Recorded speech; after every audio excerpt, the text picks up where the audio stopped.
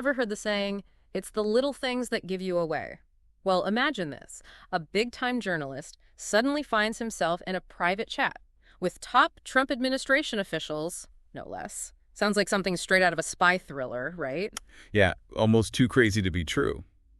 But it actually happened. And it's, well, kind of a big deal. It is, for sure. Jeffrey Goldberg, the editor-in-chief of The Atlantic, somehow got added to a signal group full of these high-ranking officials. And get this, they were discussing potential military strikes against the Houthis in Yemen. Oh, yeah. Pretty sensitive stuff. Definitely not the kind of conversation you'd want leaked. That's what we're diving into today. How did this even happen? What exactly was shared? And why does it matter so much? We've been poring over news articles, expert analysis, even that Wikipedia entry, all to bring you the key insights, the stuff that makes you go, whoa, I didn't know that. So let's get into it. First things first, how did Jeffrey Goldberg end up in this, super secret digital huddle? It seems National Security Advisor Mike Waltz added him to this signal group.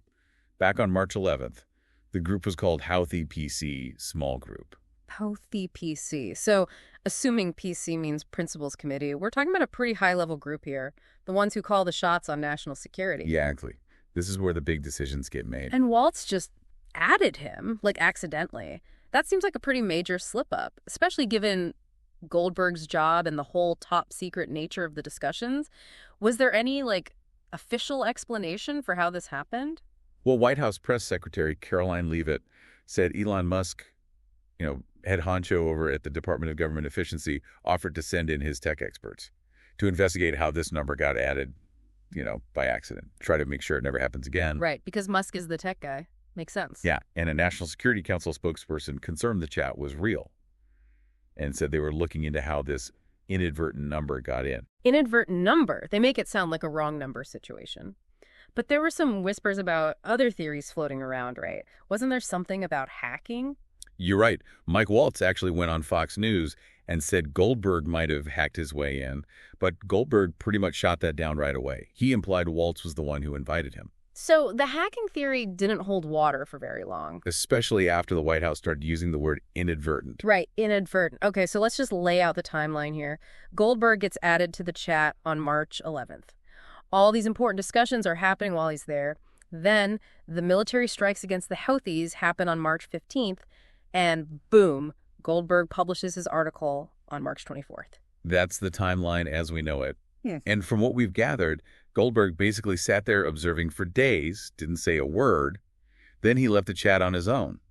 It seems the officials involved didn't even realize he was there until after the military action had already happened. They were completely oblivious. Wow. Okay, so Goldberg's in this chat, listening in. What exactly were these high-level officials talking about that's causing such a stir? Well, from Goldberg's reporting and some later releases of the chat logs, it seems they were discussing some very specific operational details. Things like the exact timing of the planned strikes against the Houthis, specific targets, the types of weapons the U.S. would be using, even the intended sequence of the attacks. It's like they were handing over a military playbook. Yeah. It's a lot. And didn't things get even more concerning? I vaguely remember something about a CIA officer's name being mentioned. Yeah, that's true. The name of a CIA officer was shared in the chat. Now, CIA Director John Ratcliffe, who was also part of the group, by the way, said this particular officer wasn't undercover at the time. So he didn't see it as a huge security risk. So not a big deal in his eyes. Right. But, the fact that they were casually tossing around any kind of intelligence-related information on a platform like Signal, that raises some serious questions about how they handle sensitive information. It just seems kind of careless, whether someone's undercover or not. It's like they forgot the be careful what you say online rule. Okay, so we know about Waltz and Ratcliffe, but who else was in this Signal group? It sounds like a who's who of the Trump administration. It was a very high-level group. Besides Waltz and Ratcliffe, there was Vice President JD Vance, Secretary of Defense Pete Hegseth, Secretary of State Marco Rubio, Director of National Intelligence Tulsi Gabbard, and even Treasury Secretary Scott Bessent. So you've got pretty much every major player in national security and foreign policy huddled up in this digital room. A virtual war room of sorts. And what were they talking about aside from the specifics of the military operation? Like what kind of internal discussions or debates were happening? Well, the chat logs show some interesting dynamics at play. They talked about when exactly to launch the operation and how it fit into their overall strategy, especially when it came to their European allies. Vice President Vance, for example, wasn't completely on board with the proposed timing. He suggested maybe waiting a month. Oh, so there were some disagreements. Yeah, it wasn't a unanimous decision. Vance seemed concerned about a potential spike in oil prices, and he felt like the timing didn't really align with their messaging towards Europe. Interesting. So what was the counter-argument? Why the push to move forward with the strikes on the original timeline? Secretary of Defense Pete Hegseth was all for immediate action. He was worried about leaks if they waited, and he felt like delaying would make them look weak and indecisive. So a sense of urgency on his part. And this is where things get really, well, let's just say interesting. There were some pretty eyebrow-raising comments about European allies, right? Oh yeah, those comments caused quite a stir. It was pretty clear what they thought of their allies. Vance even wrote, "I just hate bailing Europe out again." He was talking about securing shipping lanes in the Red Sea. Bailing Europe out. Not exactly a vote of confidence in our allies. No, and Hegseth replied, "VP, I'm totally with you on the whole Europe freeloading thing. It's pathetic." There was also some back and forth about whether European countries would actually contribute financially to these security efforts. Someone thought to be compensated. Stephen Miller said the president gave the green light for the operation, but he wanted to make sure Europe would pony up some cash. So on top of planning a military operation, they were also trash-talking their allies. Not exactly a recipe for smooth international relations. And what happened after the strikes took place on March 15th? Did the chat just die down? Not really. They actually celebrated. After the strikes, everyone was congratulating each other in the group chat. Waltz's account called it an amazing job and even used emojis like a fist, an American flag, and a fire symbol.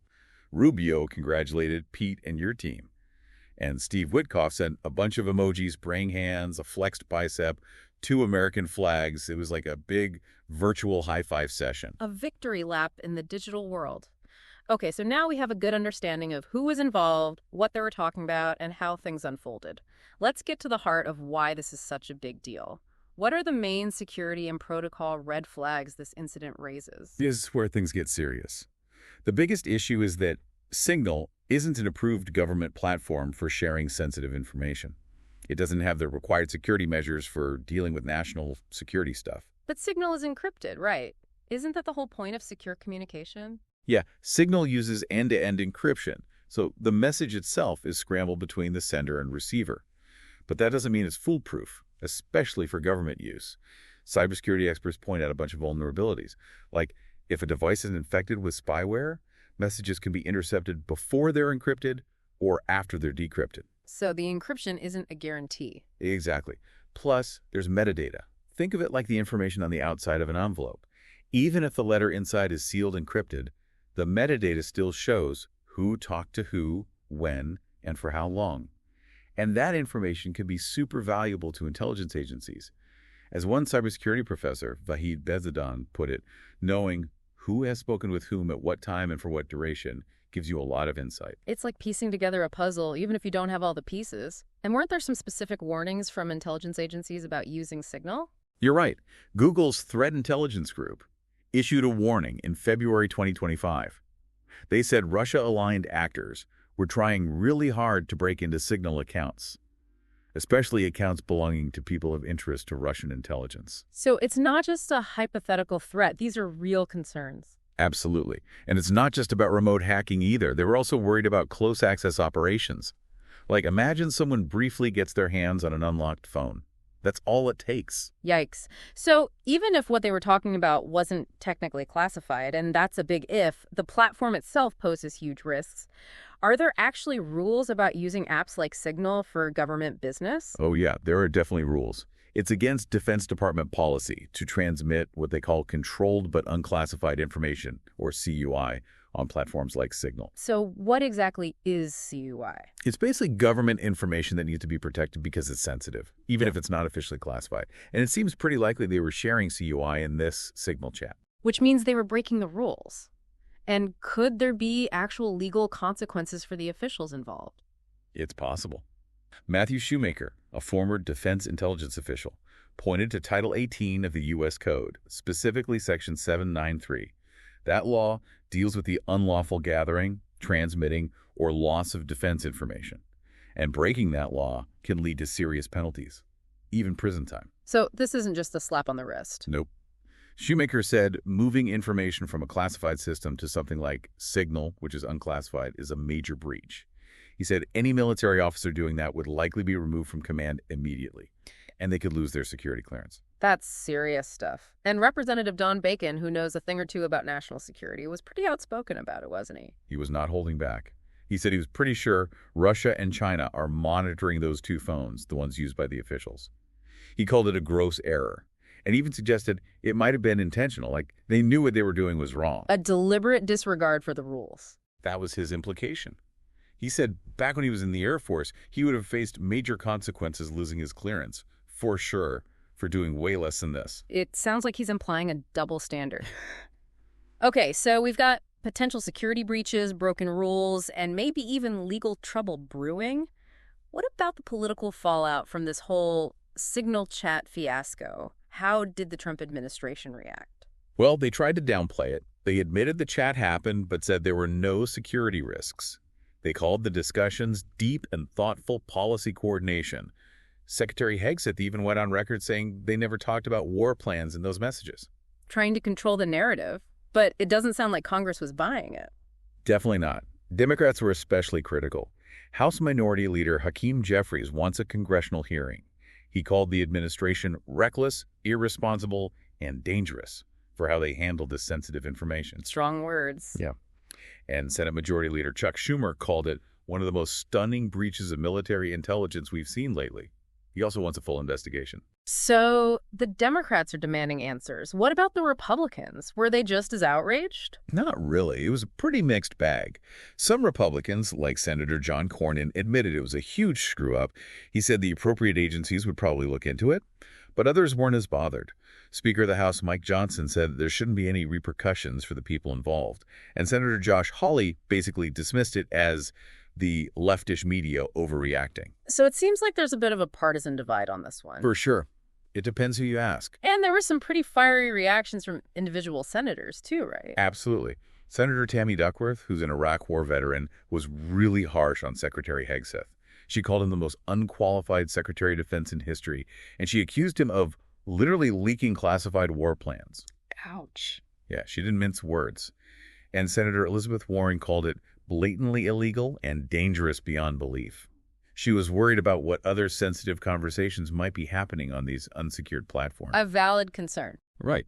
And even Republican Senator Lisa Murkowski brought up the possibility of a double standard.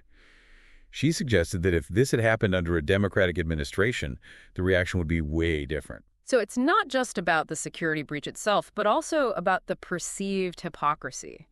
And it wasn't just current members of Congress who weighed in. Right? Nope. A bunch of former high-level officials spoke up too. Leon Panetta, former CIA director and Secretary of Defense, said somebody needs to get fired. He emphasized how dangerous this could have been if the Houthis had gotten hold of this information. A real national security threat. Exactly. Dad? And Hillary Clinton's reaction was just, "You have got to be kidding me." It was probably a little flashback to all the scrutiny she got for her emails. Can't blame her for that one. Yeah. And Pete Buttigieg, who used to be a naval intelligence officer, called it the highest level of fuck-up imaginable when it comes to operational security. That bad, huh? Apparently so. And John Bolton, national security advisor under Trump before, was shocked they were using Signal in the first place. He said it was stunning, considering how sensitive the information was. So everyone from seasoned politicians to intelligence experts are expressing their concern. And what about the international impact? We talked about those not-so-friendly comments about Europe earlier. Yeah, those comments didn't exactly go over well with our allies. European representatives weren't happy about the leaks or about being called freeloaders. Understandably so. Right. And while everyone stayed diplomatic on the surface, I'm sure there were a lot of worried phone calls happening behind the scenes. Canadian Prime Minister Mark Carney even said this whole thing shows why allies need to be more self-reliant when it comes to defense. He basically said, look, the U.S. isn't always going to be there for us. So this isn't just a U.S. problem. It's straining relationships with our allies, too. And then there's Elon Musk, who's suddenly involved in this mess. He offered to help investigate, right? Yep, that's right. Since he's the head of the Department of Government Efficiency, he said his tech experts could figure out how Jeffrey Goldberg ended up in that Signal chat. So a tech CEO is now investigating a potential national security breach in the government. That's pretty wild. It's definitely a sign of the times. So, beyond the initial reactions and condemnations, what concrete actions have been taken? Any official investigations or legal battles? Yes, actually. A government watchdog group called American Oversight filed a lawsuit against several of the officials in the chat, and the National Archives, too. They're claiming violations of the Federal Records Act and the Administrative Procedure Act. It's all about how they use Signal for government business, especially the auto-delete feature. And both the Senate Select Intelligence Committee and the House Intelligence Committee had hearings about this leak. It was part of their bigger assessment of global security threats. So it's being taken seriously, at least by some. Yeah, definitely. Oh, and The Atlantic published another article with even more of the chat logs. They even revealed the specific times of the planned strikes. So things are still unfolding. And what about the whole Jeffrey Goldberg, Mike Waltz connection? There's still some speculation about that, right? Yeah, people online are wondering if Waltz might have been, like, an accidental or maybe even intentional source for Goldberg. Goldberg hasn't really said much about how he knows Waltz. And at first, Waltz denied knowing him at all. But later reports suggested otherwise. It's all a bit mysterious. A little cloak and dagger intrigue. So, to wrap things up, this accidental leak has exposed some pretty major flaws in how the government communicates. It raises questions about security protocols, whether laws were broken, the strength of our alliances, and even how the media and the government interact in this digital age. It's definitely a wake-up call. Yeah. And it shows how vulnerable we can be when sensitive information is shared on unsecure platforms. The risks to national security, the law, and our relationships with other countries are very real. And on that note, here's something for you to ponder. How do we find the right balance between secure communication and, the informal back and forth that happens in government? How do we ensure that conversations stay secure while also being transparent and accountable? And what does all of this mean for the public's trust in the government and our place in the world? It's a tricky situation for sure. It is, and it's something we all need to think about. We encourage you to check out the original articles and consider the different perspectives on this whole ordeal. Thanks for joining us on this deep dive. It's been a wild ride. It has, hasn't it? It has.